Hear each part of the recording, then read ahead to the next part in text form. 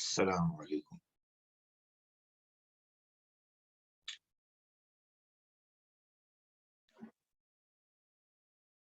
بسم اللہ الرحمن الرحیم۔ سورہ ہجر کی آیت نمبر 61 سے ہم اپنا سبق شروع کر رہے ہیں۔ اس سے پہلے سورہ مبارکہ میں جو ہم نے مضامین پڑھے اس سے معلوم ہوتا ہے کہ اللہ تعالیٰ نے اس سورہ مبارکہ میں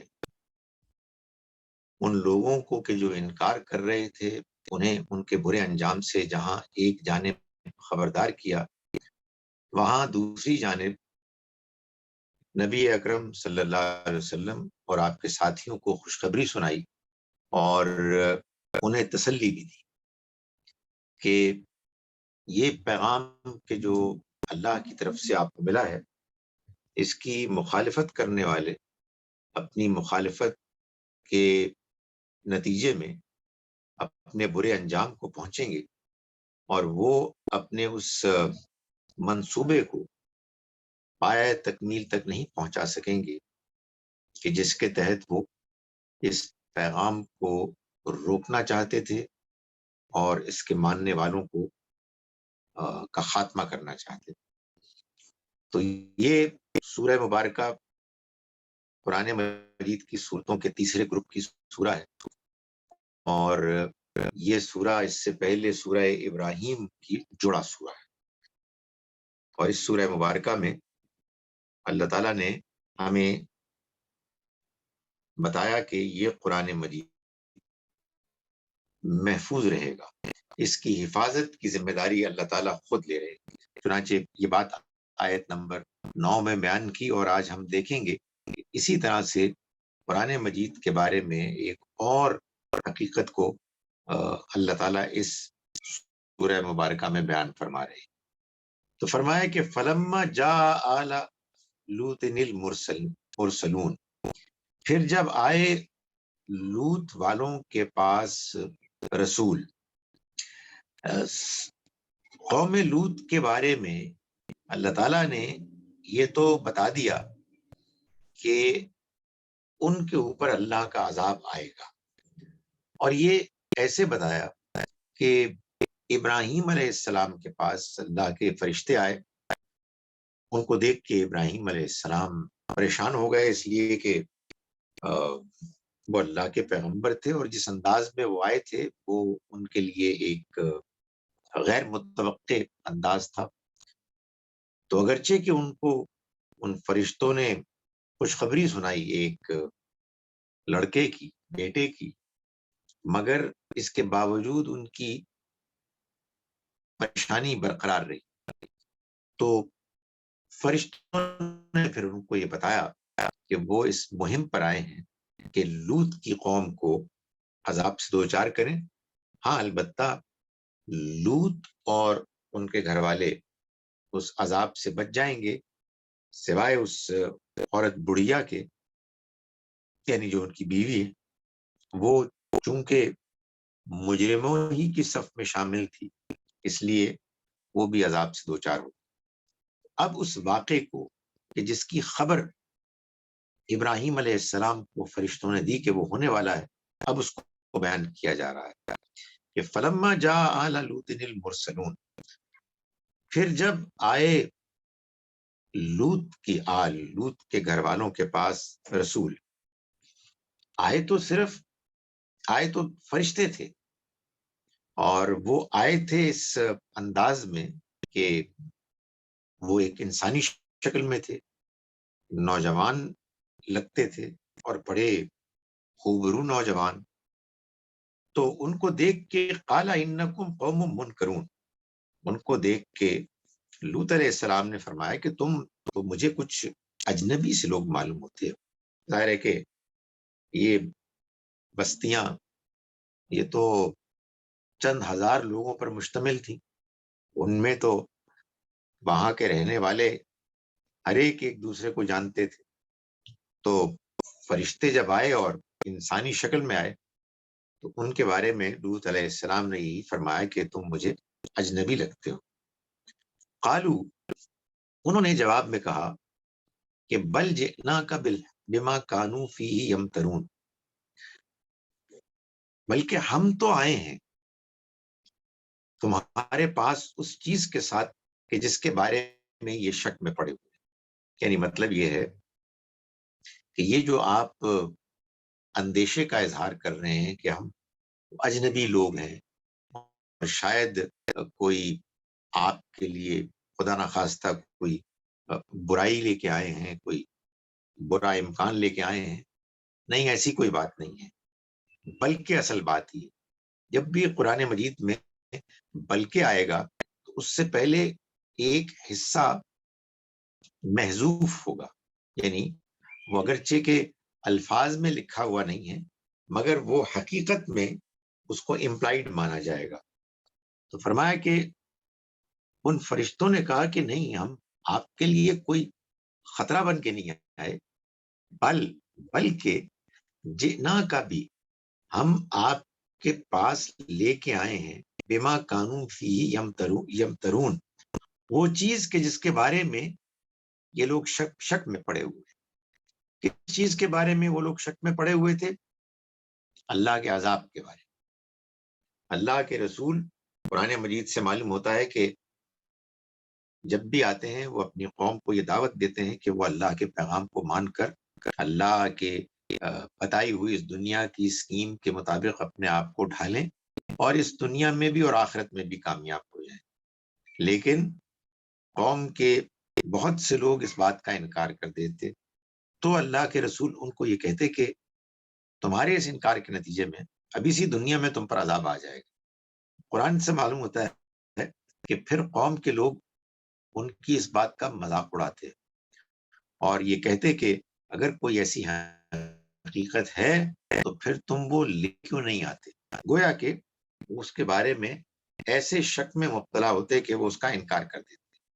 تو فرمایا کہ فرشتوں نے لوط علیہ السلام کو یہ بتایا کہ نہیں، آپ ہم سے کوئی خدشہ محسوس نہ کریں، بلکہ اصل بات یہ ہے کہ ہم آپ کے پاس وہ چیز لے کے آئے ہیں کہ جس کے بارے میں یہ لوگ شک میں پڑے ہوئے، یعنی اللہ کا عذاب، وہ عذاب کے جس کے بارے میں آپ ان کے سامنے بات کر چکے ہیں، ان کو خبردار کر چکے ہیں۔ وَأَتَيْنَاكَ بِالْحَقِّ، اور ہم آئے ہیں آپ کے پاس ایک طے شدہ حقیقت لے کر، یعنی ایک ایسی چیز لے کر کے جو جس میں شک کی کوئی گنجائش نہیں ہے، بلکہ وہ حق ہے، طے شدہ ہے، شدنی ہے۔ وَإِنَّا لَصَادِقُونَ، اور ہم سچے ہیں، ہماری بات میں کوئی شبہ نہیں ہے۔ ظاہر ہے انسان جب کسی ایسے ماحول میں رہتا ہے کہ جہاں لوگ بعض چیزوں کا انکار کر رہے ہیں، اس کے بارے میں شبے میں مبتلا ہوں، تو بات کو جب بیان کرنا ہو ایسے کہ اس کے بارے میں کوئی شک نہ رہے، آخری حد تک زور دے کے بیان کرنی ظاہر ہے کہ مناسب ہے۔ تو یہی اسلوب اختیار کیا گیا کہ ہم بالکل سچے ہیں۔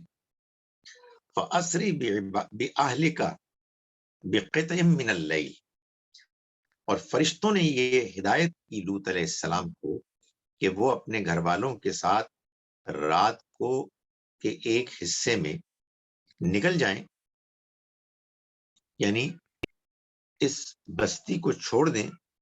وَاتَّبِعْ أَدْبَارَهُمْ، اور لوط علیہ السلام کو کہا کہ آپ ان کے پیچھے پیچھے جائیں، کیوں؟ تاکہ ان میں سے کوئی قافلے سے الگ نہ ہو جائے، جیسے ایک چرواہا اپنے ریوڑ کے پیچھے پیچھے ہوتا ہے، ایسے ہی لوط علیہ السلام کو کہا گیا کہ آپ اس قافلے کے پیچھے پیچھے ہوں تاکہ کوئی گمراہ نہ ہو جائے، راستہ کھو کر کہیں وہ ان لوگوں میں شامل نہ ہو جائے، یعنی جن پر عذاب آنے والا ہے۔ وَلَا يَلْتَفِتْ مِنْكُمْ أَحَدٌ، اور تم میں سے کوئی پیچھے مڑ کر نہ دیکھے، یعنی پیچھے مڑ کر بھی نہ دیکھے۔ یہ بات اس لیے کہی گئی کہ عام حالات میں تو ظاہر ہے کہ اگر آپ کو یہ معلوم ہو کہ جس بستی میں ہم برس ہا برس رہتے رہے ہیں وہاں اب عذاب آنے والا ہے اور بستی کا کوئی فرد اس عذاب سے نہیں بچے گا تو ایک فطری سی بات ہے کہ لوگ پیچھے مڑ کے دیکھیں گے، ان کو اس پر افسوس بھی ہوگا، وہ اس منظر کو دیکھنے کے لیے مڑیں گے، کب ہوگا، کس انداز میں ہوگا۔ لیکن یہ جو عام حالات میں فطری چیز ہے وہ خصوصی حالات میں فطری نہیں رہتی۔ وہ حالات کہ جن میں اللہ تعالیٰ اپنے کسی پیغمبر رسول کو بھیجتا ہے اور وہ قوم کے اوپر بات آخری حد تک واضح کر دیتے ہیں، ایسے کہ قوم کے لوگوں کے پاس انکار کرنے کی کوئی سرے سے گنجائش نہ رہے۔ جب ایسا ہوتا ہے تو پھر اس کے بعد وہ لوگ کہ جو رسولوں کے ماننے والے ہیں ان سے یہ تقاضا کیا جاتا ہے، حق کا تقاضا، یہ حق کو ماننے کا، کہ وہ مڑ کے بھی نہ دیکھیں، ان کے ساتھ کوئی ہمدردی نہ رکھے۔ جن کو سمجھا کے پیغمبر نے حد کر دی، بات آخری حد تک واضح کر دی، کوئی موقع ایسے ہاتھ سے نہیں جانے دیا کہ جب یہ بات ان کو پہنچانی مقصود ہو اور پہنچائی نہ جائے، لیکن اس کے بعد بھی وہ اپنی ضد، ہٹ دھرمی اور تکبر پر اڑے رہے، تو فرمایا کہ اب تم میں سے کوئی بھی مڑ کے ان کو نہ دیکھے، ومضوا حیث تؤمرون، اور جہاں سے تم کو حکم دیا گیا ہے تم وہیں جاؤ، یعنی سیدھے اس طرف کا رخ کر کے نکل جاؤ۔ وَقَضَيْنَا إِلَيْهِ ذَلِكَ الْأَمْرِ، اور ہم نے ان کی طرف یہ فیصلہ سنا دیا، سنا کر بھیج دیا، یعنی یہ فیصلہ کہ جو آگے بیان ہو رہا ہے اس کو طے کیا اور لوط علیہ السلام کو پہنچا دیا، ان دابر ہؤلاء مقطوع مصبحین، کہ ان لوگوں کی جڑ صبح ہوتے ہی کٹ جائے گی، اب ان میں سے کوئی بھی نہیں بچے گا۔ یہ اللہ نے اپنے فیصلے کو ان تک پہنچا دیا۔ فرمایا وجاء اہل المدینۃ یستبشرون، اور آئے شہر والے خوشی خوشی۔ یہ کیا بات ہوئی ہے؟ یہ اصل میں اس سے پہلے کی بات ہوئی۔ معاملہ یہاں تک کیسے پہنچا؟ تو فرمایا گیا کہ اس سے پہلے یہ ہوا، تو وہ واقعات بیان کیے جو واقعات یہ بتا رہے ہیں کہ کیسے یہ قوم اپنی اخلاقی پستی اور گراوٹ کی اس انتہا تک پہنچ گئی کہ جس کے بعد اللہ کی طرف سے فیصلہ آیا۔ تو فرمایا کہ ایسے ہوا کہ شہر کے لوگ ان کے پاس خوش خوش آ پہنچے۔ قال ان ہؤلاء ضیفی فلا تفضحون، انہوں نے کہا کہ یہ میرے مہمان ہیں تو دیکھو مجھے تم رسوا نہ کرو، یعنی تم لوگ جو گندی گری ہوئی گھٹیا حرکتیں کرتے ہو ان حرکتوں کا مظاہرہ ان کے سامنے یا ان پر نہ کرنا، یہ میرے مہمان ہیں، اگر تم نے ایسا کیا تو میں رسوا ہو جاؤں گا۔ واتقوا اللہ ولا تخزون، اور اللہ سے ڈرو اور مجھے ذلیل نہ کرو۔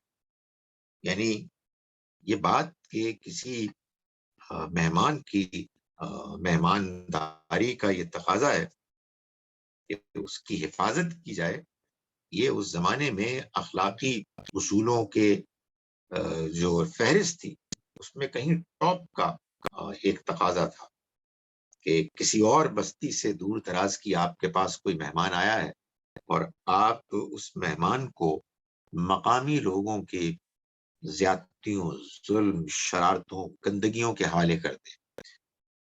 تو انہوں نے یہ اپنی قوم کے لوگوں سے کہا کہ دیکھو میرے مہمانوں کے معاملے میں تم مجھے رسوا نہ کرو اور اللہ سے ڈرو اور تم مجھے ذلیل نہ کرو۔ قالو، انہوں نے جواب میں کہا، اولم ننہک عن العالمین، کیا ہم نے جہان والوں کے معاملے میں آپ کو روکا نہیں؟ یعنی جو دوسرے لوگ آپ کے پاس آتے جاتے ہیں ان کے بارے میں ہم پہلے آپ کو نہیں بتا چکے کہ آپ کو ان کی ہمدردی میں ان کی حفاظت کرنے کی کوئی ضرورت نہیں۔ اگر کچھ ایسے لوگ آتے ہیں جو ہمیں پسند ہیں اور ہم ان سے اپنا برا فیل کرنا چاہتے ہیں، آپ درمیان میں رکاوٹ نہ بنے۔ معلوم یہ ہوتا ہے کہ لوط علیہ السلام یہ بات پہلے بھی کرتے تھے اور یہ لوگ پہلے بھی یہ گھٹیا حرکتیں کرتے تھے۔ فرشتوں کے انسانی شکل میں آنے کے بعد تو گویا کہ یہ بیماری اپنی کلائمیکس تک پہنچ گئی، اور جب کوئی اخلاقی برائی اس حد تک پہنچ جاتی ہے کہ جس میں ملوث قوم رسولوں کے معاملے میں زیادتی کرنے لگتے ہیں، ان کا انکار کرنے لگتے ہیں، ان کی مخالفت کرنے لگتے ہیں، اور جیسا کہ یہاں معلوم ہوتا ہے ان کے ساتھ ان کو بے عزت کرنے کا رویہ بھی اختیار کرتے ہیں۔ مہمانوں کو بے عزت کرنا ظاہر ہے کہ میزبان کی بے عزتی ہے۔ تو فرمایا کہ انہوں نے جب ان کو روکا تو محلے والوں نے، بستی والوں نے کہا کہ ہم آپ کو پہلے بھی اس بات سے روکتے رہے ہیں کہ آپ دنیا کے جو لوگ ہیں جو ہماری بستی میں آتے ہیں اور ہم ان کے ساتھ برا فیل کرنا چاہتے ہیں تو آپ اس میں انٹرفیئر نہ کیا کیجیے۔ قال ہؤلاء بناتی ان کنتم فاعلین، انہوں نے کہا کہ یہ میری بیٹیاں موجود ہیں، اگر تمہیں کچھ کرنا ہی ہے تم کرنے پر تلے ہوئے۔ یہ ظاہر ہے کہ ڈیسپریشن کی انتہا ہے، یعنی صورتحال یہاں تک پہنچ گئی کہ ایک نہایت شریف النفس انسان جو اللہ کے پیغمبر تھے، انہوں نے اپنے مہمانوں کی عزت کی حفاظت کی خاطر یہ آخری طریقہ بھی اختیار کر لیا۔ ظاہر ہے اس کا یہ مطلب نہیں تھا کہ وہ لٹرلی اپنی بیٹیوں کو آفر کر رہے ہیں، بلکہ ان کی آنکھیں کھولنے کے لیے ان کو یہ بات سمجھا رہے ہیں کہ دیکھو صورتحال کتنی زیادہ سنگین ہے، میں تم کو اپنے مہمانوں کے مقابلے میں اپنی بیٹیوں کے بارے میں کہہ رہا ہوں کہ تم ان سے اپنی ضرورت پوری کرو۔ گویا کہ جیسا کہ ایک باغیرت انسان دوسرے کی جان بچاتے ہوئے اپنی جان قربان کرنے کے لیے تیار ہوتا ہے، اسی طرح سے دوسروں کی، وہ دوسرے کے جو اس کے لیے محترم ہے، خاص طور پر مہمان، ان کی عزت بچانے کے لیے وہ اپنی عزت کو داؤ پہ لگانے کے لیے تیار ہو جاتا ہے۔ تو یہ بات بس اتنی ہے، اس کا یہ مطلب نہیں ہے کہ یہ کوئی سنجیدہ آفر تھی ان کو۔ فرمایا لعمرک انہم لفی سکرتہم یعمہون، تمہاری جان کی قسم اے لوط، فرشتوں نے کہا یہ لوگ اپنی سرمستی میں اندھے ہوئے ہیں، یعنی ظاہر ہے کہ آخری انتہا ہو گئی۔ اور لوط علیہ السلام نے بھی جو پچھلی آیت مبارکہ میں بات کی وہ بھی بالکل ایک انتہائی بات ہو گئی۔ اس موقع پر ان کو تسلی دی گئی اور ان کو کہا کہ یہ اپنے اس خواہش نفس کے نشے میں مگن ہے، اور اس کے بعد فَأَخَذَتْهُمُ الصَّيْحَةُ، تو ان کو پکڑ لیا ایک ڈانٹ نے، چیخ نے، مشرقین، دن نکلتے ہی۔ یہ ڈانٹ کیا تھی؟ معلوم ہوتا ہے کہ پتھروں کی بارش بھی تھی، بجلی کی کڑک بھی تھی، اور سخت تیز ہوا جس میں وہ پتھروں کی بارش ہوئی، اور زلزلہ۔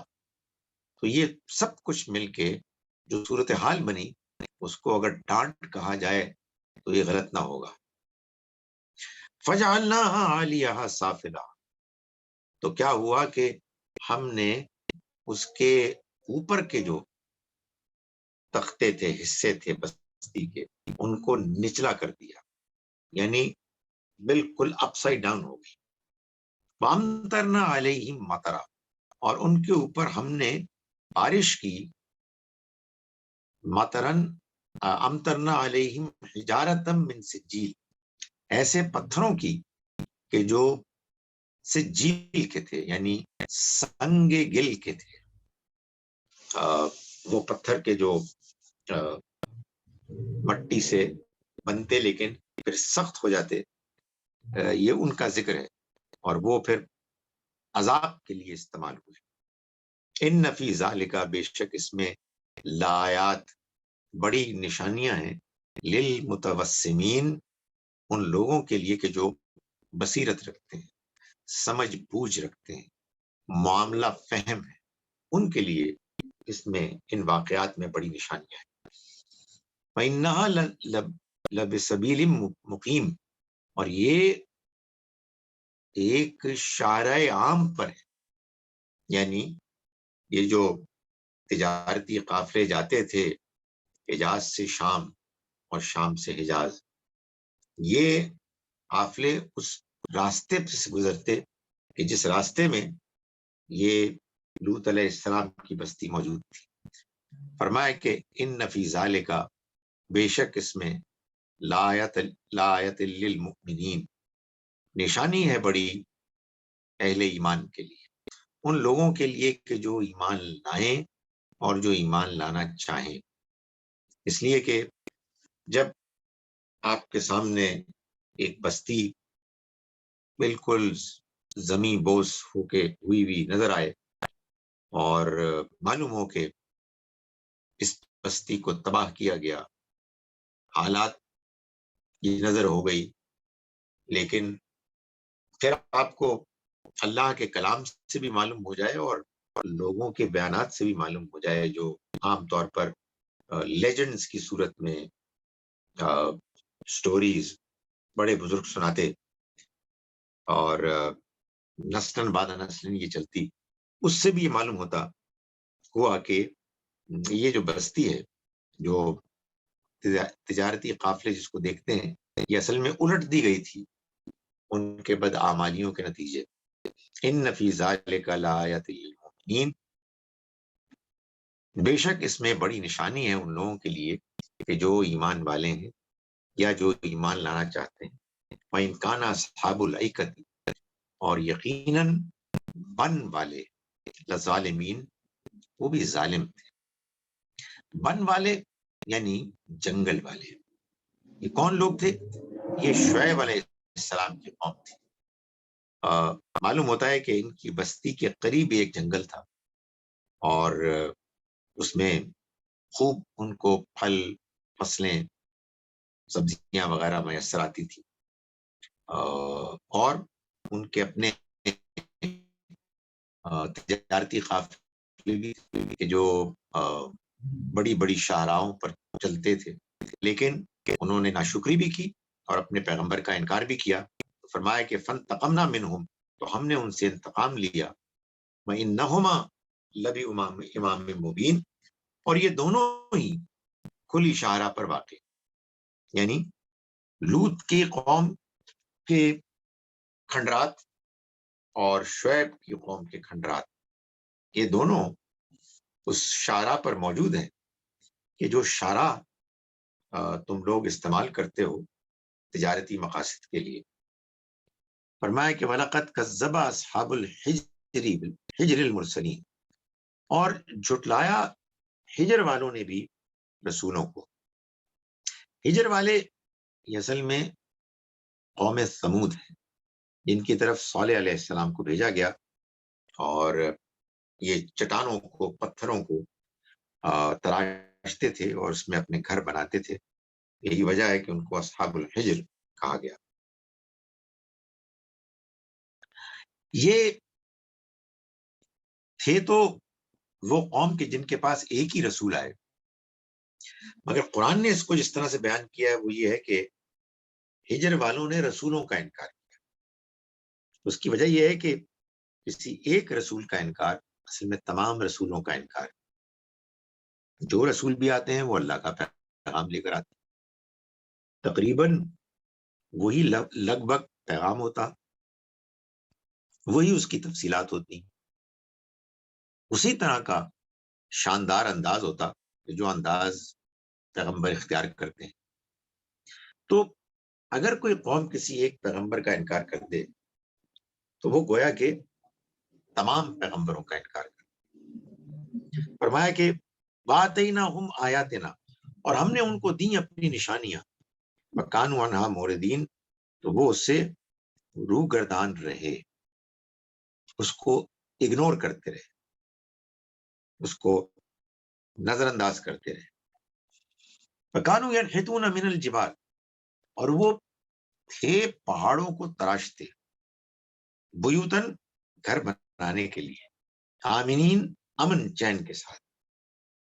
یعنی وہ چاہتے تھے کہ اطمینان کے ساتھ ایسے گھر بنائیں کہ جو پہاڑوں میں ہوں، محفوظ ہوں، اور ان کو ایک لمبے مدت تک کے لیے ان میں جینے کا، رہنے کا موقع ملے. فَأَخَذَتْهُمُ الصَّيْحَةُ مُصْبِحِينَ، تو ان کو صبح ہماری ڈانٹ نے، الصَّيْحَةُ ڈانٹ نے، اخذت پکڑا.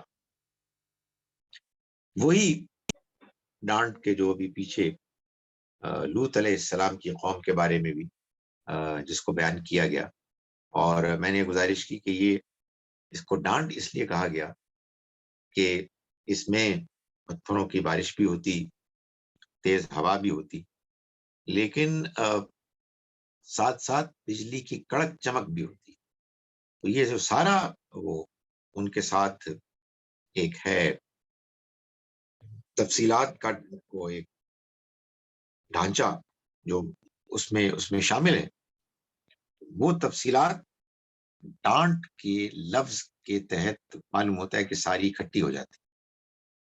فما اغنا عنہم ما کانوا یکسبون، تو ان کے کچھ کام نہیں آیا جو وہ کماتے تھے، یعنی نیکیاں کماتے تھے، اچھے کام بھی کرتے تھے.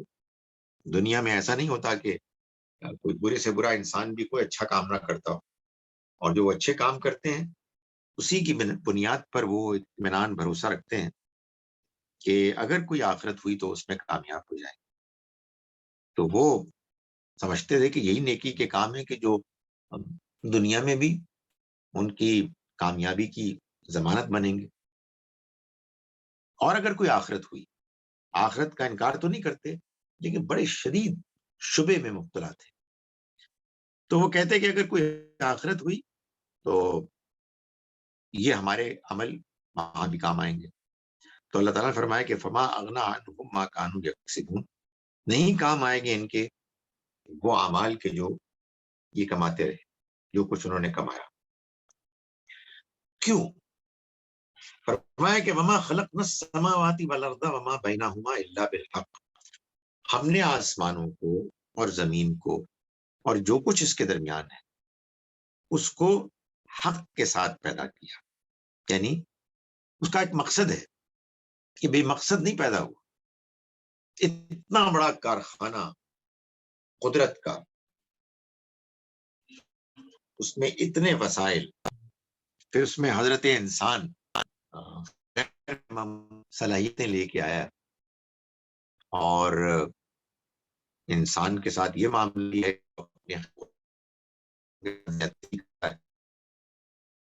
تو یہ سب ختم ہو جائے. تو فرمایا کہ نہیں، ایسا نہیں.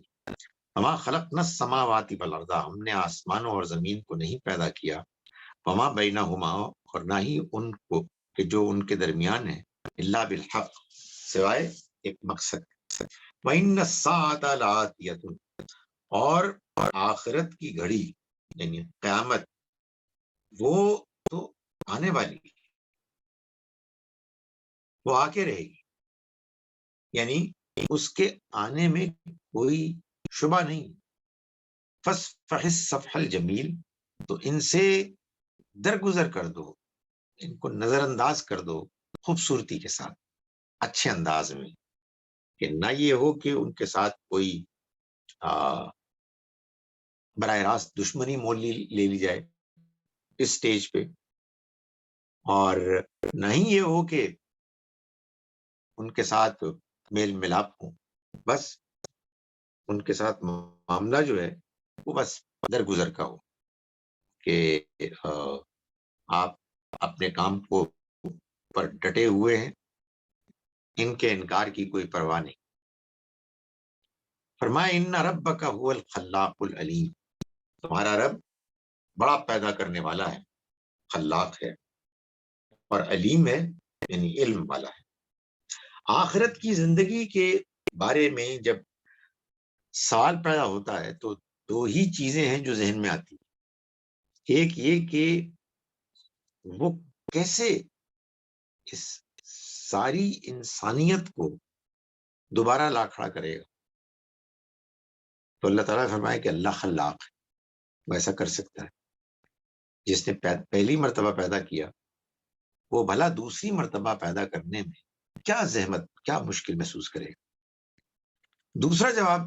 دوسری بات یہ ہے کہ یہ جو اللہ تعالیٰ نے فرمایا کہ العلیم، یہ اس لیے فرمایا کہ آخرت کے بارے میں جو دوسرا سوال پیدا ہوتا ہے وہ یہ ہے کہ اچھا اس نے پیدا کر لیا، دوبارہ پیدا کر لیا، ٹھیک ہے، جس نے پہلی مرتبہ پیدا کیا دوبارہ بھی پیدا کر سکتا ہے، معلوم کیسے ہوگا کہ کس نے کیا کیا، کس کے کیا حالات تھے، کس کی کیا نیت تھی؟ تو فرمایا کہ وہ العلیم ہے، سب کچھ جاننے والا ہے۔ تو یہ دو صفات بیان ہو جائیں تو آپ یوں سمجھیے کہ آخرت کے بارے میں ہر سوال کا جواب ملے۔ آخرت ہو سکتی ہے اس لیے کہ اللہ تعالیٰ خلاق ہے، اور آخرت میں حساب کتاب ہوگا، اور وہ حساب کتاب انصاف کی بنیاد پر ہوگا۔ کیسے ہوگا؟ اس لیے کہ سب کچھ جاننے والا ہے، اس کے علم میں کوئی خامی، کوئی کمی ہے ہی نہیں۔ وَلَقَدْ آتَيْنَاكَ سَبْعًا مِنَ الْمَثَانِي وَالْقُرْآنَ الْعَظِيمِ، اور ہم نے آپ کو دی 7 مثانی، جوڑا جوڑا، یعنی یہ عظیم قرآن۔ مطلب یہ ہے کہ آپ پریشان نہ ہو، ان کے انکار پر آپ کو کوئی تکلیف نہ ہو، آپ یہ نہ محسوس کریں کہ آپ کو تنہا چھوڑ دیا گیا ہے۔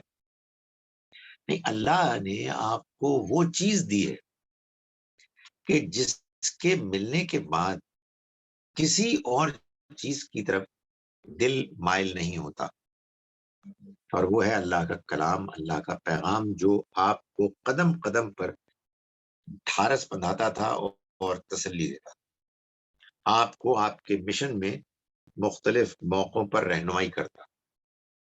تو اللہ تعالیٰ نے فرمایا کہ ہم نے تو آپ کے ساتھ یہ مہربانی کی ہوئی ہے کہ ہم نے آپ کو 7 دیے ہیں جو جوڑا جوڑا ہے۔ 7 سے مراد 7 صورتوں کے گروپس۔ قرآن مجید پر غور کرنے سے معلوم ہوتا ہے کہ قرآن کے 7 گروپس ہیں۔ ایسا ہے کہ جیسے ہر گروپ کا آغاز ایک یا ایک سے زیادہ مکی صورتوں سے ہوتا ہے، اور ہر گروپ کا اختتام ایک یا ایک سے زیادہ مدنی صورتوں پر ہوتا ہے۔ تو قرآن مجید اسی طرح سے مکی مدنی صورتوں پر مشتمل 7 گروپس کا، 7 صورتوں کے یعنی آپ کہیں ابواب کا مجموعہ ہے، اور اس میں ہر گروپ میں اکثر صورتیں جوڑا جوڑا ہیں، یعنی المثانی۔ یہ بات اللہ تعالیٰ نے مکی دور میں بیان کر دی، اس لیے کہ اللہ کا علم تو مکمل ہے، اور یہ بات اللہ تعالیٰ کے پلان میں شروع سے تھی کہ وہ جب قرآن مجید دے گا تو قرآن مجید کو بالآخر وہ اس طرح سے اپنے بندوں سے ارینج کروائے گا۔ ظاہر ہے کہ پیغمبر صلی اللہ علیہ وسلم کو بھی اسی طرح سے آخری زمانے میں پورا قرآن اس ترتیب کے ساتھ دے دیا گیا کہ جو ترتیب اب ہمارے قرآن مجید میں موجود ہے، اس کو اسی طرح سے پھر مرتب کر کے اب کتابی شکل میں دیا جاتا ہے، اسی طرح سے اس کو یاد کیا جاتا ہے۔ اس کے 7 صورتوں کے گروپ ہیں، ایسے کہ ہر گروپ میں ایک یا ایک سے زیادہ مکی صورتیں موجود ہیں، ان سے آغاز ہوتا ہے، اور ہر گروپ کے آخر میں ایک یا ایک سے زیادہ مدنی صورتیں۔ اور یہ میں بار بار بتا چکا ہوں کہ اس میں 54 جوڑے ہیں، گویا کہ 114 میں سے 108 صورتوں کا معاملہ یہ ہے کہ وہ جوڑا جوڑا ہیں، اور 6 صورتیں ہیں کہ جو اس طرح کے یعنی جوڑوں کے اس پیٹرن اصول سے مختلف ہیں۔ تو یہ بتایا جا رہا ہے کہ آپ کو تو اتنی زبردست نعمت ملی ہے، کیا؟ القرآن العظیم، عظیم قرآن۔ یہ عظیم قرآن، یہ عظیم قرآن کیا ہے؟ یہ 7 ایسے صورتوں کے گروپس پر مشتمل ہے کہ جس میں صورتیں جوڑا جوڑا ہے، اب ہم من المثانی، اور یہ جو واو ہے یہ واو تفسیر کا ہے، اس کا ترجمہ ہوگا یعنی عظیم قرآن۔ یہ قرآن ان فیچرز پر مبنی، لا تمدن عینیک الی ما متعنا به ازواجا منهم، اور آپ آنکھ اٹھا کر بھی نہ دیکھیے، لا تمدن عینیک، کس کی طرف؟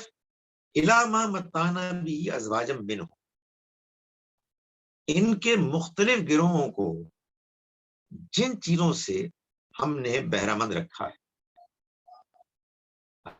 جس طرح سے ان کو یہ چیزیں دی گئی ہیں، ان کی طرف آپ نگاہ اٹھا کے بھی نہ دیکھیں، یہ ان کی کوئی حیثیت ہی نہیں، یہ سب ختم ہو جانے والی ہے۔ فرمایا کہ ولا تحزن علیہم، اور آپ غم نہ کریں ان پر غم نہ کریں، یعنی ان کی حرکتوں پر آپ کو غمگین ہونے کی کوئی ضرورت نہیں ہے۔ وَاخْفِضْ جَنَاحَكَ لِلْمُؤْمِنِينَ، اور اپنے بازو جھکا دیجئے شفقت کے ساتھ اہل ایمان پر، یعنی انہیں سپورٹ کریں، انہیں ڈھارس بنائیں، انہیں اطمینان دلائیں، ان کے دینی معاملات میں ان کی رہنمائی کریں، یہ کام آپ کیجئے، اس لیے کہ یہی آپ کا اصل سرمایہ ہے۔ قُلْ إِنِّي أَنَا النَّذِيرُ الْمُبِينُ، آپ کہہ دیجئے لوگوں سے کہ میں تو ایک کھلا کھلا خبردار کرنے والا ہوں، یعنی میرے خبردار کرنے میں کوئی اشتباہ، کوئی کنفیوژن نہیں ہے۔ جو پیغام مجھے دیا گیا وہ پیغام میں نے بے کم و کاست تم لوگوں کے سامنے پیش کر دیا، ایسے کہ تمہارے لیے شبے کی کوئی گنجائش باقی نہیں رہی۔ تو میں بالکل کھلا کھلا صاف صاف خبردار کرنے والا بن کر آیا ہوں۔ کما انزلنا علی المقتسمین، بالکل ایسے ہی جیسے کہ ہم نے نازل کیا، اتارا، المقتسمین، ان تقسیم کر لینے والوں پر، یعنی یہ اہل کتاب، یہ یہود، یہ نصارہ، جنہوں نے کہ اپنے پیغام کو، اللہ کے پیغام کو تقسیم کر ڈالا ہے، یعنی اپنی اپنی مرضی کے پیسیجز ہیں جن کو کہ وہ اہمیت دیتے ہیں، باقیوں کو وہ چھپاتے ہیں، جس کا ذکر سورہ انعام میں بھی ہے کہ تم نے ان کو تجعلونہ قراطیسا، تم نے ورق ورق بنا دیے، چھوٹے چھوٹے آپ کہیے پیمفلٹس ہیں جن میں تم نے ان کو تقسیم کر دیا ہے، اور مقصد یہ ہے کہ جو حصہ چاہیں چھپا لیں، جو حصہ چاہیں سامنے لے آئیں۔ تو فرمایا کہ ہم آپ کے رب کی قسم، ہم لازماً پوچھیں گے ان سے سب کے سب سے، معاف کیجیے گا، کما انزلنا علی المقتسمین، ہم نے اس قرآن کو نازل کیا بالکل ایسے ہی جیسے کہ ہم نے نازل کیا ان لوگوں پر جو تقسیم کرنے والے ہیں۔ کیا تقسیم کرنے والے ہیں؟ فرمایا کہ الذین جعلوا القرآن عضین، جنہوں نے اپنے قرآن کے ٹکڑے ٹکڑے کر دیے، یعنی ایک قرآن تو تم کو ملا ہے لیکن ایک قرآن اس سے پہلے بھی موجود، یعنی تورات، وہ بھی اللہ کی کتاب ہے۔ جب اللہ کی کتاب کا نام قرآن ہے تو پھر پچھلی کتاب کا نام بھی قرآن ہو سکتا ہے، یعنی اس میں کوئی اجتماع نہیں ہے۔ نام آپ جتنے مرضی رکھ لیں، لیکن بعض نام ایسے ہوتے ہیں کہ جو جس جس کا وہ نام ہوتا ہے مسمہ، ان کے کوئی ایسے پہلو کو بیان کرتے ہیں کہ جس سے کہ وہ نمایاں ہو جائیں اور ان کی حیثیت بھی ایسی ہو کہ وہ اس خاص نام سے پکارے جائیں۔ تو یہ قرآن مجید کی عظمت ہے کہ قرآن مجید کا لفظ قرآن کا نام استعمال کر کے بعض اوقات اگر سیاق سباق اس کی اجازت دے تو پچھلی کتابیں بالخصوص تورات بھی مراد لی جا سکتی ہے۔ انہوں نے اپنے قرآن کو ٹکڑے ٹکڑے کر دیا، فَوَرَبِّكَ لَنَسْأَلَنَّهُمْ أَجْمَعِينَ، تو آپ کے رب کی قسم ہم لازماً پوچھیں گے ان سب کے سب سے، یعنی یہ لوگ کہ جنہوں نے کہ فرقہ واریت میں اپنے دینی پیغام کو بالکل ضائع کر دیا اور اس کو اب وہ حیثیت نہیں دیتے کہ جو حیثیت اس کی ہے، تو اب ہم لازماً قیامت کے روز ان سب سے پوچھیں گے عما کانوا یعملون، اس چیز کے بارے میں کہ جو وہ عمل کرتے تھے۔ فاصدع بما تؤمر، تو آپ کو جو کچھ حکم کیا گیا ہے آپ اس کو واضح طور پر سنا دیں، یعنی کوئی اس میں کمپرومائز نہ کریں، کوئی لگی لپٹی نہ رکھیں، جو کچھ آپ کو کہا گیا ہے، حکم دیا گیا ہے، آپ اس کو بیان کر دیں۔ وَأَعْرِضْ عَنِ الْمُشْرِكِينَ، اور مشرکوں سے اعراض کریں، یعنی وہ الجھنے کی کوشش کریں گے، وہ آپ سے ایسی باتیں کریں گے کہ جس سے وہ اپنے خیال میں آپ کے پیغام کو کمزور دکھا دیں، نیچا دکھا دیں، سو آپ ان کو اگنور کریں۔ یہ بات اللہ تعالیٰ اس لیے بیان کرتے ہیں کہ بات تو اسی کو سمجھائی جا سکتی ہے کہ جو بات سمجھنے کے لیے تیار ہو، جو بات سمجھنے کے لیے تیار نہ ہو اس کو بات نہیں سمجھائی جا سکتی۔ یہاں یہ بتا دیا گیا کہ پیغمبروں کو کسی کو زبردستی نہیں بات پہنچانی، زبردستی ہدایت نہیں دینی، اس لیے کہ زبردستی ہدایت دی بھی نہیں جا سکتی کسی کو۔ چنانچہ فرمایا گیا کہ آپ ان کو بات بتائیں اور ڈنکے کی چوٹ بتائیں، ایسے بتائیں کہ کوئی شبہ نہ رہے، لیکن پھر یہ جو الجھتے ہیں، یہ جو ڈیبیٹ کرتے ہیں اور پیچھے پڑ جاتے ہیں، اس کو اگنور کریں۔ دین کا پیغام پہنچانا چاہیے۔ اللہ کے پیغام کو جب لوگ سنیں گے، اگر وہ صحیح طرح سے پہنچایا گیا، صحیح طرح سے ترجمے کیے گئے، تو وہ چونکیں گے۔ ہمارا کام پیغام کا پہنچانا ہے اور ہمارا کام اس کا صحیح مفہوم بیان کرنا ہے۔ اگر کوئی سوال کرے، باقی رہی یہ بات کہ ہماری تقریروں سے، ہمارے مناظروں سے، ہماری گفتگوؤں سے کوئی متاثر ہوگا، ایسا نہیں ہو سکتا۔ وہ ضد میں مبتلا ہو جاتے ہیں، پہلے ہی وہ چڑھے ہوئے ہوتے ہیں، آپ مزید ان کی اس مخالفانہ جو آگ ہے اس میں اضافہ کرتے ہیں۔ فرمایا کہ ان سے نہ الجھیے، ان کو اعراض کریں۔ انا کفیناک المستہزئین، ہم آپ کے لیے ان سے نمٹنے کے لیے کافی۔ کن سے؟ ان مذاق اڑانے والوں۔ انا کفینا کا، ہم کافی ہوں گے آپ کے لیے پیغمبر، المستہزئین، مذاق اڑانے والوں سے، یعنی ان کے شر سے، ان کی مخالفت سے۔ الذین یجعلون مع اللہ الہا آخر، وہ لوگ کہ جنہوں نے ٹھہرا رکھے ہیں اللہ کے علاوہ دوسرے معبود، فسوف یعلمون، تو وہ قریب جان لیں گے۔ وَلَقَدْ نَعْلَمُ، اور بے شک ہم خوب جانتے ہیں، أَنَّكَ يَضِيقُ صَدْرُكَ، کہ آپ کا دل، سینہ تنگ ہوتا ہے، بما یقولون، اس سے کہ جو یہ کہتے ہیں، جو یہ مذاق اڑاتے ہیں، چکرے چست کرتے ہیں، ہمیں اچھی طرح معلوم ہے۔ فسبح بحمد ربک وکن من الساجدین، تو آپ تسبیح کیجئے اپنے رب کی حمد کے ساتھ اور سجدہ کرنے والوں میں سے ہو جائیے۔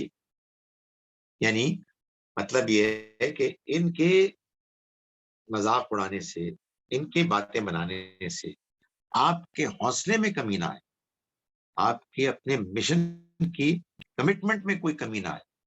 آپ اپنا کام کیجئے اور اللہ کی تسبیح کیجئے اور سجدہ کرنے والوں میں سے ہوئیے. یہی سب سے بڑی پریولیج ہے، جس کو اللہ اپنے آگے سجدہ کرنے کی توفیق دے دے 5 وقت، اور پھر وہ رات کو بھی اٹھیں اللہ کے حضور میں گڑ گڑانے کے لیے، سجدہ ریز ہونے کے لیے.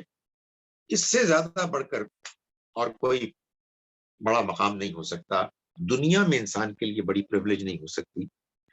تو یہ بتایا گیا حضور کو کہ آپ وہ ایسا کریں، اور خاص اس موقع پر بتایا گیا کہ جہاں یہ کہنا مقصود ہے کہ آپ ان کی پرواہ نہ کریں. یعنی کہنے کا مقصد یہ ہے کہ یہ برا بھلا کہیں گے، یہ ستائیں گے، آپ اللہ کی یاد میں جب مشغول ہوں گے تو آپ پر ان کی باتوں کا اثر نہیں ہوگا. آپ جب یہ محسوس کریں گے کہ یہ گمراہ ہو چکے ہیں اور اپنی گمراہی میں وہ آپ کو بھی گمراہ کرنا چاہتے ہیں، آپ کے ساتھیوں کو بھی گمراہ کرنا چاہتے ہیں، تو پھر ظاہر ہے کہ یہ وہ لوگ ہیں کہ جو اس قابل ہی نہیں کہ ان کو اہمیت دی جائے. آپ اپنا کام کریں اور اللہ کے آگے سجدے کریں، اس کی تسبیح کریں، اس کی حمد کریں. وَاعْبُدْ رَبَّكَ، اور عبادت کریں اپنے رب کی، حتیٰ یأتیک الیقین، یہاں تک کہ آپ کے پاس یقین پہنچ جائے، یقینی طے شدہ چیز پہنچ جائے. وہ کیا ہے؟ وہ میں آپ کو بتا چکا کہ ہر سورہ میں، قرآن مجید کی اکثر صورتوں میں اللہ تعالیٰ نے یہ بتایا ہے کہ پیغمبر اپنی قوم کے لوگوں کو یہ بتانے آتے کہ اگر وہ انکار کریں گے تو ان کے اوپر آخرت کے عذاب سے پہلے دنیا میں بھی ایک عذاب آ جائے گا. تو فرمایا کہ یہ عبادت آپ کی اپنے رب کی جاری رہنی چاہیے جب تک کہ آپ تک وہ یقینی طے شدہ معاملہ نہ پہنچ جائے کہ جو اللہ نے طے کر لیا. اب اس میں کوئی کمی پیشی نہیں ہو سکتی. جو لوگ مجرم ہیں وہ بہرحال پکڑے جائیں گے. یہ کام اس وقت ہوگا جب اللہ کا فیصلہ ہوگا. ان دا مین وائل آپ اللہ کی عبادت کریں، اپنے کام کریں، اللہ کو راضی کریں، اللہ کے پیغام کو پہنچائیں اور اپنے اس مشن کو اپنے اختتام تک، اپنے کلائمیکس تک پہنچائیں. وَاعْبُدْ رَبَّكَ، اور عبادت کرے اپنے رب کی، حتیٰ یأتیک الیقین، یہاں تک کہ آپ کو وہ یقینی فیصلہ اللہ کا وہ پہنچ جائے. یعنی انکار کرنے والوں کی پکڑ، اور اس پکڑ ہی کے نتیجے میں پیغمبر کے ماننے والوں کو کامیابی اور اطمینان، جس کا وعدہ کیا گیا وہ پورا ہو جائے. آئیے اب ہم ان آیات کا ترجمہ ایک مرتبہ پھر کر لیں، جس کو کہ ہم نے آج پڑھا. جن کو ہم نے شروع کیا آج کا سبق آیت نمبر 61 سے 61 سے سورہ لوط. اعوذ باللہ من الشیطان الرجیم، بسم اللہ الرحمن الرحیم. فلما جاء آل لوط المرسلین، تو جب آئے لوط کے گھر والوں کے پاس رسول یعنی فرشتے، قال انکم قوم منکرون، تو انہوں نے کہا کہ تم تو اجنبی لوگ، یعنی یہ لوط علیہ السلام نے کہا. قالو، انہوں نے کہا، بل جئناک بما کانوا فیہ یمترون، نہیں، ہم ایسا نہیں ہے کہ اجنبی لوگ کسی برے مقصد سے آئے ہیں، بلکہ ہم تو آئے ہیں اس وجہ سے، اس چیز کے ساتھ کہ جس میں یہ شک کر رہے ہیں، یعنی اللہ کا عذاب وہ لے کے آئے ہیں. وَأَتَيْنَاكَ بِالْحَقِّ، اور ہم آپ کے پاس ایک طے شدہ حقیقت فیصلہ لے کے آئے ہیں. وَإِنَّا لَصَادِقُونَ، اور ہم سچے ہیں. فَأَسْرِ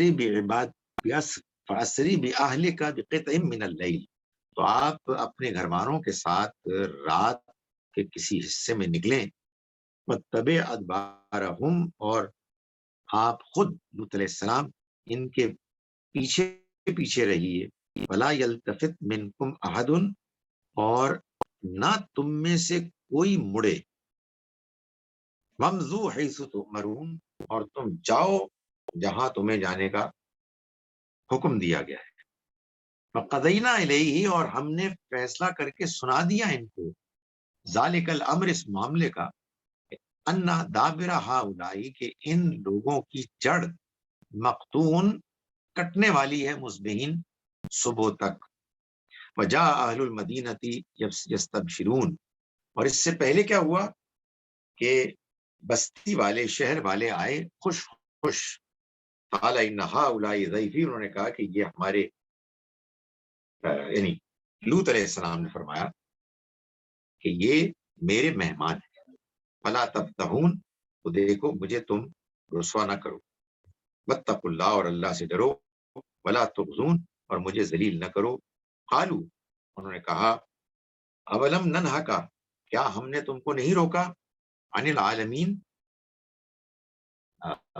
لوگوں سے، جہان والوں سے، یعنی کیا ہم نے تمہیں یہ کہہ نہیں دیا تھا کہ تم ہمارے راستے میں دیوار نہ بنو، اور تم ہم کو مت روکو دنیا کے جو لوگ آتے ہیں اس بستی میں ان کے ساتھ برا فیل کرنے سے۔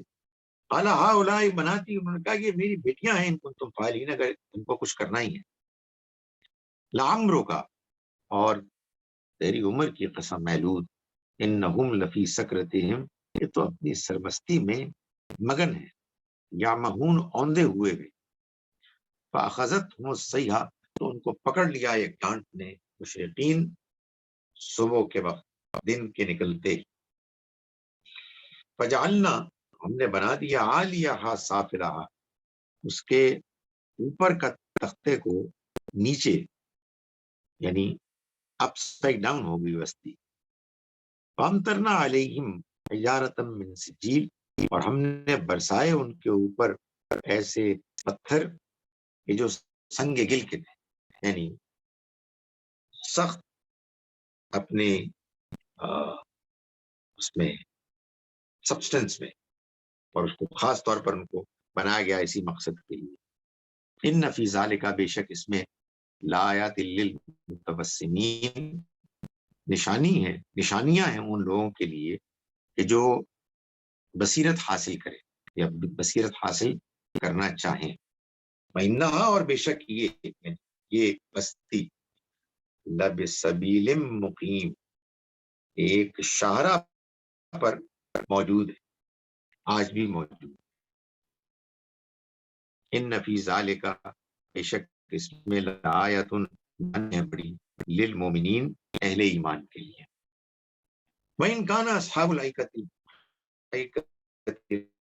لَظَالِمِينَ، اور بے شک جنگل والے، ون والے، وہ بھی ظالم تھے، یعنی اپنی جانوں پر ظلم کرتے، جان بوجھ کر گناہ کرتے، شرک کرتے، یہی ظلم ہے۔ ان الشرک لظلم عظیم، شرک یقیناً سب سے بڑا عظیم جرم ہے۔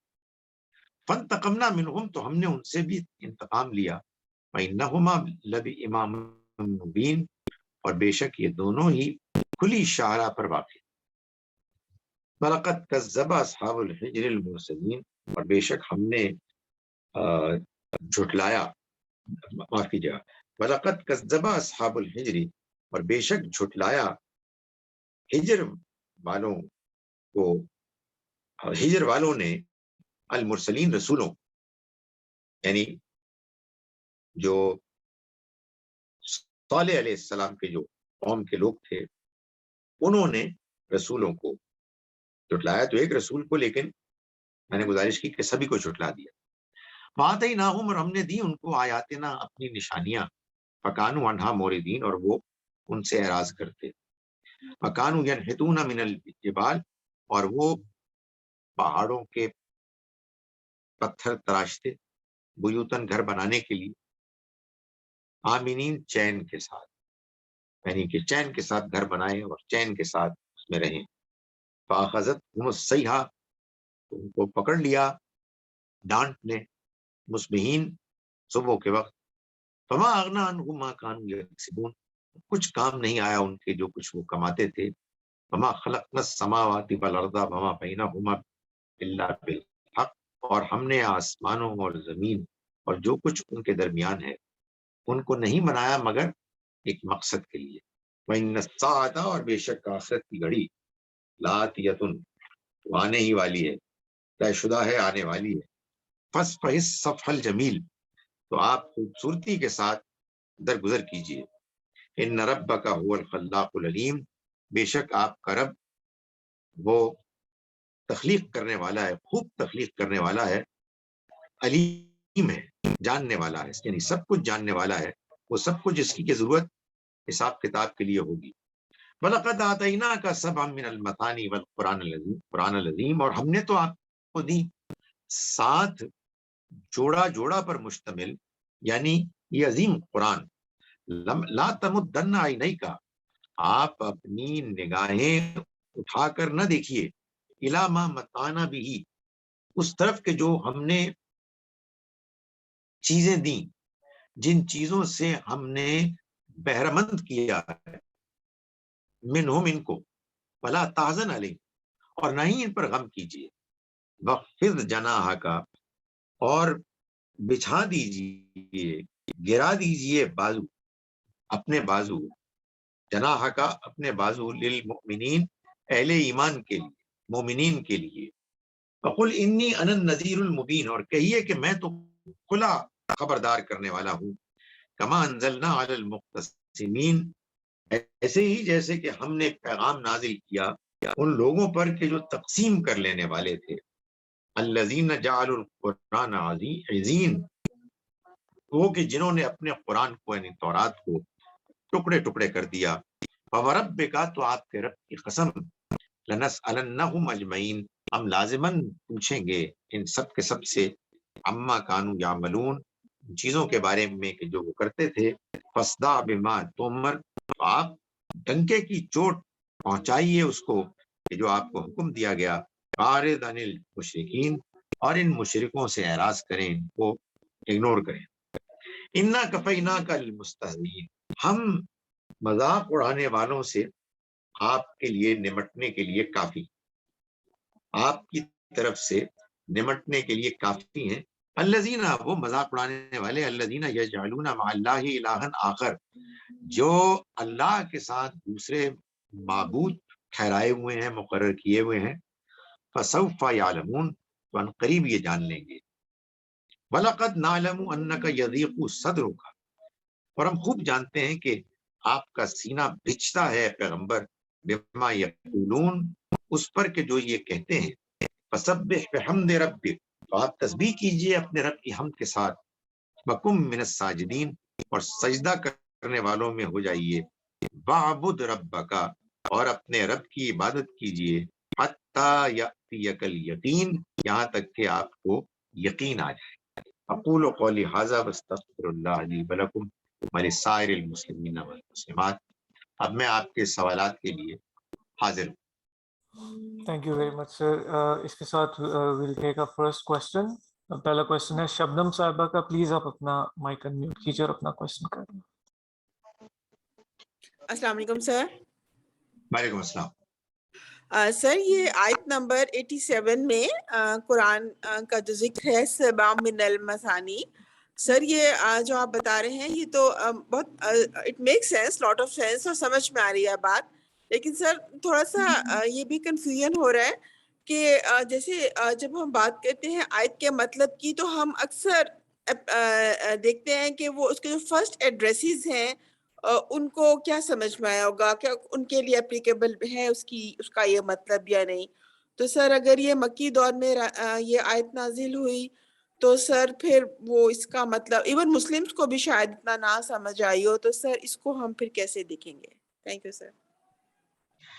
دیکھیے، گزارش یہ ہے کہ قرآن مجید ان پر اتر رہا تھا، تو ظاہر ہے کہ ابھی اپنی وہ پوری شکل میں تو نہیں تھا. یہ بات اللہ کی طرف سے ان کو معلوم تھی، اسی سورہ مبارکہ سے معلوم ہو گئی کہ قرآن مجید کی حفاظت کی جائے گی. کس قرآن کی؟ پورے قرآن کی، جو ابھی نازل نہیں ہوا. تو ظاہر ہے یہ ان لوگوں کو بتایا جا رہا ہے جن لوگوں نے ابھی پورا قرآن دیکھا ہی نہیں. ان کو ایک خوشخبری یہ دی گئی کہ یہ پورے کا پورا قرآن کہ جو ابھی شروع ہوا ہے اور یہ اپنے اختتام تک جب پہنچے گا تو یہ پورے کا پورا قرآن محفوظ ہوگا. اور اس آیہ مبارکہ میں کہ جو ظاہر ہے کہ محض اتفاقی حادثہ نہیں ہے کہ اسی سورہ مبارکہ میں اسی قرآن کو اس طرح سے ڈسکرائب کیا گیا کہ یہ 7 گروپس پر مشتمل ہوگا اور اس میں ہر گروپ میں جوڑا جوڑا صورتیں ہوں گی. یہ آپ کا یہ کہ خوشخبری دے دی گئی, یہ بتا دیا گیا کہ یہ اس قرآن مجید کا معاملہ اللہ تعالیٰ کرنے والا ہے. ابھی تو تمہارے پاس اس کا ایک حصہ آیا ہے, لیکن جب یہ قرآن مجید مکمل ہو جائے گا تو اس کی یہ شکل ہوگی. اب معاملات کو دیکھنے کا ایک انداز تو یہ ہوتا ہے کہ آپ اس کو دیکھیں پازیٹیولی, ایک طریقہ یہ ہوتا ہے کہ آپ اس کو نیگیٹولی دیکھیں. یعنی مطلب یہ ہے کہ یہ دیکھیں کہ اگر اس کا یہ مطلب نہیں ہے تو پھر اس کا کیا مطلب ہے. تو اس کا دوسرا مطلب جو مشہور مطلب ہے وہ شاید جو میں نے بات کی ہے وہ چند علماء ہی اس کو بیان کرتے ہیں, باقی سب لوگ تو مانتے ہیں اس کو کہ یہ سورہ فاتحہ کے لیے کہا گیا. اور یہ کہا گیا کہ سورہ فاتحہ کی 7 آیات ہیں اور ان کو کہا گیا کہ یہ مثانی ہیں, یعنی یہ بار بار ریپیٹ ہوتی. اس میں 2 پرابلمز ہیں, quite apart from the fact کہ مثانی کا کیا یہ مطلب ہے یا نہیں ہے. 2 مسئلے ہیں. ایک مسئلہ یہ ہے کہ سورہ فاتحہ کی تو آیات 6 ہیں, 7 نہیں ہیں. اس کو لوگوں نے پھر 2 طرح سے حل کیا. میں یہ بار بار گزارش کرتا ہوں نا کہ یہ ایک عجیب معاملہ ہوا ہے کہ لوگوں نے جب قرآن کی روشنی میں دین کو نہیں سمجھا بلکہ احادیث اور روایات کی روشنی میں قرآن کو سمجھا تو پھر قرآن کو اس کے مطابق ایڈجسٹ کرنا پڑا. تو بعض لوگوں نے تو اس کو ایسے ایڈجسٹ کیا اس حدیث کی روشنی میں کہ بسم اللہ الرحمن الرحیم کو پہلی آیت مان لیا, تو اس سے جو سورہ فاتحہ کی آیات ہیں وہ 6 کی جگہ 7 ہو گئی. دوسرے لوگوں نے کہا کہ نہیں بھائی بسم اللہ تو کیسے ہو سکتی ہے سورہ فاتحہ کی آیت جب وہ قرآن کی کسی اور سورہ کی آیت نہیں ہے, اور سورہ توبہ کے علاوہ ہر سورہ سے پہلے آئی ہے, تو یہ خاص سورہ فاتحہ کے ساتھ آپ کیسے کر سکتے ہیں. ان لوگوں نے یہ کیا کہ انہوں نے سورہ فاتحہ کی 7 آیات مان لی, یعنی وہ جو غیر المغضوب علیہم ولا الضالین اس کو انہوں نے 2 آیات کر دیا. تو ایک تو یہ اس میں پرابلم ہے آپ کا, یہ گھپلا ہے. دوسرا جو مسئلہ ہے وہ یہ ہے کہ کسی طرح سے یہ جو ان کے ارتھمیٹک کا مسئلہ انہوں نے چلیں حل کر لیا, مگر یہ جو دوسرا مسئلہ ہے اس کا کیا کیا جائے کہ اس میں اگر یہ مان لیں کہ سورہ فاتحہ کی 7 آیات مراد لی گئی ہیں تو پھر والقرآن العظیم کا کیا مطلب. تو اس کے بھی پھر 2 جوابات دیے گئے. ایک جواب یہ دیا گیا کہ سورہ فاتحہ الگ ہے اور قرآن العظیم الگ ہے. گویا کہ قرآن مجید پورے کا پورا اللہ کی کتاب قرآن مجید ہے اور سورہ فاتحہ الگ ایک سورہ ہے جو اس کی تمہید ہے. یہ بات کیسے مانی جا سکتی ہے بھائی؟ سورہ فاتحہ قرآن کی تمہید ہے اور قرآن کا حصہ ہے. اسی لیے آپ یہ دیکھیے کہ ایک اور کام ہوتا ہے, وہ بھی ایک عجیب و غریب کام ہے اور آپ کے معاشرے میں تو بہت عام ہے. کسی کا انتقال ہوتا ہے کہتے ہیں جی فاتحہ پڑھیں. فاتحہ پڑھنے سے کیا مراد ہے؟ ہاتھ اٹھائیں اور سورہ فاتحہ پڑھیں اور 3 مرتبہ سورہ اخلاص قل هو اللہ پڑھیں. بھائی وہ کیوں؟ اس کی وجہ یہ ہے کہ وہ یہ کہتے ہیں کہ حدیث میں آیا ہے کہ سورہ اخلاص ثلث قرآن ہے, 1/3 قرآن ہے. تو جب 1/3 قرآن کو آپ پڑھیں گے 3 مرتبہ تو کتنا ہو جائے گا پورا؟ 1 + 3 + 1 + 3 + 1 + 3. لیکن پرابلم یہ ہے کہ یہ تو وہ قرآن ہے کہ جو سورہ فاتحہ کے علاوہ ہے, اس لیے کہ سورہ فاتحہ تو الگ ہے اس لیے کہ اس آیت کو پھر کیسے سمجھے؟ تو پھر وہ یہ کہتے ہیں کہ آپ سورہ فاتحہ پڑھیں اور پھر 3 مرتبہ سورہ اخلاص پڑھیں، تو یہ بن گیا پورا قرآن، یہ مرحوم یا مرحومہ کو بخش دے۔ تو یہ میں نے اتنی زیادہ ہندی کی چندی اس لیے کی کہ میں یہ آپ کو بتا سکوں کہ جب صحیح رائے نہیں مانی جاتی تو پھر دوسری رائے میں کیسی مشکلات واقع ہوتی۔ جی thank you sir. Next question ہے عائشہ ظہیر صاحبہ کا. پلیز آپ اپنا مائک ان میوٹ کر کے اپنا کوشچن کرنا. السلام علیکم سر. اچھا، سر ابھی ہم نے اس میں پڑھا، آج کے لیکچر میں پڑھا، ہم نے مختلف اقوام کے بارے میں پڑھا، حضرت لوط، حضرت شعیب اور حضرت صالح کے بارے میں، ان کے اوپر عذاب نازل ہوا اور وہ سارے ختم ہو گئے. اچھا میں تھوڑا سا اس کو لنک کرتی ہوں کہ ہم ابھی جو پریزنٹ ہماری لائف ہے یہ زیادہ ڈیفیکلٹ ہے امتحان کے لحاظ سے یا اس وقت کے پروفٹس کی لائف تھی. یعنی میں تھوڑا سا اس پہ بہت زیادہ سوچتی ہوں کہ اللہ تعالیٰ نے سورہ واقعہ میں فرمایا نا کہ سابقون والا جو ہے سبقت لے جانے والے، تو اس وقت اللہ نے پھر آپ نے بتایا تھا کہ اسی سورہ میں اللہ تعالیٰ نے فرمایا کہ اس میں اس دور کے لوگ زیادہ ہوں گے اور ابھی کے جو بعد میں آنے والے ہیں وہ کم ہوں گے. تو مجھے یہ بتائیے کہ ابھی ہم لوگوں کا امتحان زیادہ ٹف ہے یا اس وقت کے رسولوں کے دور کے لوگوں کا؟ Thank you. آپ نے سوال پوچھ لیا، مجھے یہ بتائیں میں جواب کیسے دوں؟ اس لیے کہ یہ تو میں دے نہیں سکتا، یہ تو اللہ ہی بہتر جانتا ہے کہ کس کا امتحان زیادہ ہے کس کا امتحان کم ہے. میرا خیال ہے کہ سبھی کا امتحان ہوتا ہے، غلط اور کوشچن امتحان کے بارے میں کیا ہوا؟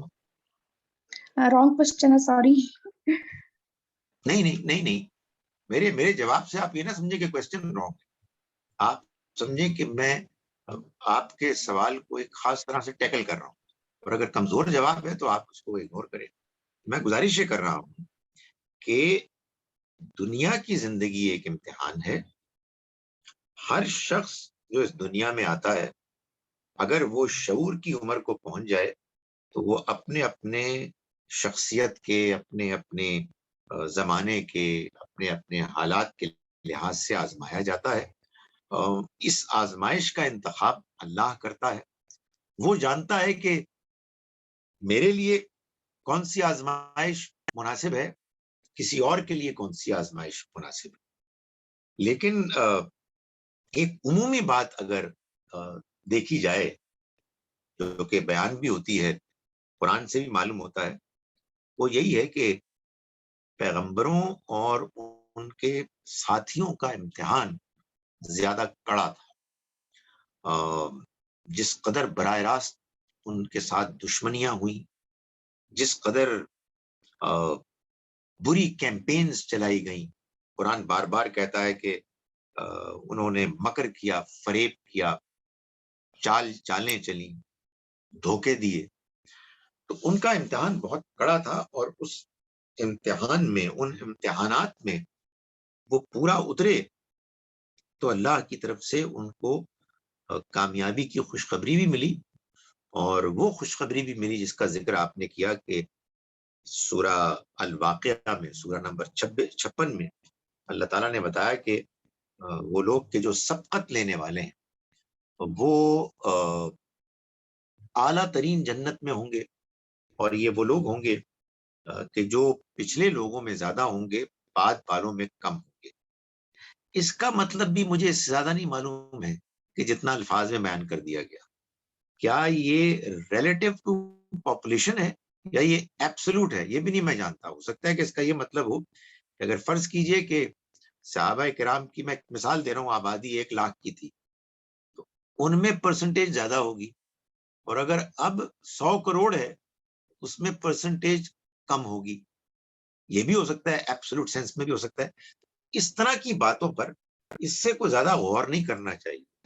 اور اگر آپ کے اندر کوئی پازیٹیو جذبہ ہے تو پھر یوں سوچنا چاہیے کہ اگر بات کے زمانے میں کوئی ایک بندہ بھی ہو سکتا ہے تو میں کیوں نہ ہوں. لیکن بہرحال میں ہوں تو مجھے پورا اترنا ہے، اور پورا اترنے کا مطلب یہ ہے کہ جو میری آزمائش ہے اس میں میں بہترین رویہ اختیار کروں اپنے اوپر خواہ اضافی بوجھ لے کے کوئی ایسا ٹارگٹ اچیو کرنے کی کوشش نہ کروں کہ نہ میرے اچیو کرنے کی مجھے ذمہ داری عائد کی گئی ہے اور نہ میرے اندر اتنی سکت ہے. تو اللہ تعالیٰ جو نیچرل پروسیس آف امتحان ہے اسی کے ذریعے سے انتخاب کرتا ہے. اور اس میں یہ تو سوال کوئی ہم اس کا جواب دے ہی نہیں سکتے کہ کس کا امتحان زیادہ ہے کس کا کم ہے. یہ اللہ ہی بہتر جانتا ہے. اللہ ہی بہتر جانتا ہے مثال کے طور پر کہ شکر گزاری کا امتحان زیادہ مشکل ہوتا ہے یا صبر کا امتحان زیادہ مشکل ہوتا ہے. اس لیے کہ تکلیف مشکل میں صبر کیا جاتا ہے اور آسائش آسانیوں میں نعمتوں میں شکر کیا جاتا ہے. دونوں ہی امتحانات ہیں. تو یہ فیصلہ اللہ کرے گا اور ظاہر ہے کہ اللہ کا فیصلہ کبھی غلط نہیں ہو سکتا. Thank you sir. Next question ہے مریم گیلانی صاحبہ کا. پلیز آپ اپنا کوشچن کریں. سر یہ جو آیت میں بات ہوئی نا رسولوں کو جھٹلانے کی، تو سر اس چیز میں اور جھٹلانے میں اور جو اکثر قومیں جو اپنے پہ نبی آتے ہیں اس کے علاوہ باقیوں کو کم سمجھتے ہیں، جھٹلانے میں اور پھر کم سمجھنے میں ان دونوں میں آپ کیسے فرق کریں گے؟ یہ مطلب پھر یہ کس جگہ پہ ہوگا کہ کچھ جھٹلا رہے ہیں اور کچھ کم تر سمجھ رہے ہیں، اور یہ آج کل بھی بہت ہوتا ہے. دیکھیں ایک بات ذہن میں رکھنی چاہیے کہ جو مسئلہ جتنا ہے اس کو اتنا ہی سمجھنا چاہیے. قرآن مجید نے اس بارے میں ہم کو آپ کہیے کہ تنبیہ کی ہے کہ ہمیں ایگزیجریٹ نہیں کرنا. ایک آدمی نے جھوٹ بولا ہے تو جھوٹ جھوٹ ہوتا ہے، جھوٹ قتل نہیں ہوتا. ایک آدمی نے غیبت کی ہے، غیبت غیبت ہے، شرک نہیں. تو جو کام رسولوں کے زمانے میں ان کے انکار کرنے والے کرتے تھے وہ کیا کرتے تھے؟ الذین کفروا وکذبوا بآیاتنا. وہ رسولوں کو پہچان لینے کے باوجود تکبر کے ساتھ ان کا انکار کرتے اور پھر ان کو جھوٹا قرار دیتے. یہ بہت بڑا جرم ہے. ان میں جو لوگ واقف نہیں تھے، ظاہر ہے کہ ان کا پھر جرم اگر ہے بھی تو کمتر ہے. اب ادھر آ جائیے، ہمارے لوگ ہیں کہ جو دوسرے پیغمبروں کو کمتر قرار دیتے ہیں. یہ ان کا انکار نہیں ہے، ان کو نبی صلی اللہ علیہ وسلم سے کمتر سمجھنا ہے. بات تو یہ غلط ہے، ایسا کرنا تو ہرگز نہیں چاہیے، لیکن وہ اس کو سمجھتے ہیں کہ یہ جسٹیفائیڈ ہے اور قرآن اور حدیث میں ایسے ہی بیان ہوا ہے. چنانچہ قرآن مجید کی وہ آیات کہ جن میں اللہ تعالیٰ یہ فرماتے ہیں کہ ہم نے بعض نبیوں کو بعضوں پر فضیلت دی، وہ اس دلیل کی بنیاد پر کہتے ہیں کہ اللہ تعالیٰ خود فرما رہے ہیں. اور وہ یہ کہتے ہیں کہ جب حدیث میں آ گیا، چاہے وہ حدیث کمزوری کیوں نہ ہو، کہ نبی صلی اللہ علیہ وسلم سب نبیوں سے افضل ہوں گے، تو وہ اس کو بنیاد بنا لیتے ہیں. میں یہ نہیں کہہ رہا کہ وہ صحیح کر رہے ہیں، میں یہ بھی نہیں کہہ رہا کہ ان کا یہ کام بہت کم غلط ہے، چھوٹے درجے کا جرم ہے، مجھے نہیں معلوم. لیکن یہ الگ الگ جرائم، یہ مبالغے کا ہے، یہ حد سے زیادہ عقیدت کے نتیجے میں دوسروں کو نظر انداز کرنے کا ہے، اور وہ حق کو دیکھنے کے باوجود حق کا انکار کرنے کا ہے. تو جو جرم جتنا ہے بس اس کو اتنا ہی بیان کرنا چاہیے. Thank you sir. Next question ہے شبنم صاحبہ کا. پلیز آپ اپنا سوال کر لیں. جی سر، جو لوگ فوت ہو جاتے ہیں سر، ان کے لیے میری انڈرسٹینڈنگ کے مطابق دعا کی جا سکتی ہے اور استغفار کیا جا سکتا ہے. سر کیا استغفار کیا جا سکتا ہے؟ میں یہ پوچھنا چاہ رہی تھی، کیونکہ سر استغفار تو ہم بیسیکلی اپنے گناہوں، جو اس کا مطلب میں تو ہم اپنے گناہوں کے لیے اللہ سے توبہ کر رہے ہوتے ہیں، تو وہ جانے والوں کے لیے کیسے فائدہ مند ہو سکتا ہے؟ تھینک یو سر. دیکھیں گزارش یہ ہے کہ استغفار بھی ایک دعا ہوتی ہے اگر آپ اس کو کسی دوسرے کے لیے کریں. ہم جب استغفر اللہ کہتے ہیں تو اس کا مطلب ہے کہ اے اللہ تو مجھے معاف کر دے, تو میری مغفرت کر دے. اور جب ہم کسی دوسرے کے لیے, مثال کے طور پر جو دنیا سے رخصت ہو گیا, اس کے لیے ہم کریں گے دعا اس طرح کی, تو ہم کہیں گے اللہم اغفر لہو یا لہا یا لہم, اے اللہ تو انہیں معاف کر دے, اور ورحمہم, ان پر رحم فرما. تو یہ تو ظاہر ہے کہ الفاظ کو ہم بدل لیں گے اور ان کے لیے اللہ تعالیٰ سے درخواست کریں گے کہ وہ ان کو معاف کر دے, اور اپنے لیے براہ راست کہیں گے کہ ہم تجھ سے اپنے گناہوں پر معافی مانگتے ہیں.